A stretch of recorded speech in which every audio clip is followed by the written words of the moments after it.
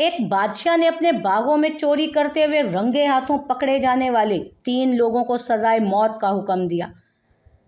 پہلے مجرم کی گردن شکنجے میں ڈالنے سے پہلے پوچھا گیا، کوئی آخری خواہش؟ مجرم نے کہا کہ مجھے میری مقدس کتاب پڑھنے کی اجازت دی جائے۔ خواہش پوری کی گئی۔ شکنجے میں جیسے ہی مشین میں ڈال کر گردن کو کاٹنے کی کوشش کی گئی، اتفاق سے گردن پر ایک خراش تک نہ آئی۔ تب وار ختم ہونے کے بعد رہائی کا حکم دے دیا گیا اور وہ مجرم مقدس کتاب کو چومتا ہوا وہاں سے چلا گیا۔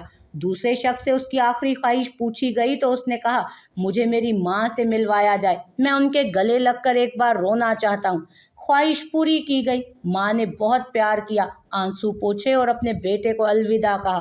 مشین میں مجرم کی گردن ڈال کر گھمائی، اتفاق سے اس کی گردن پر بھی خراش تک نہ آئی اور وہ اپنی ماں کے قدموں میں گر گیا، جن کی برکت سے اسے نئی زندگی ملی تھی۔ تیسرے شخص سے پوچھا گیا کہ آپ اپنی آخری خواہش بتائیں، تو اس شخص نے جو جملہ ادا کیا وہ انسانی عدالتی تاریخ میں کبھی فراموش نہیں کیا جا سکے گا۔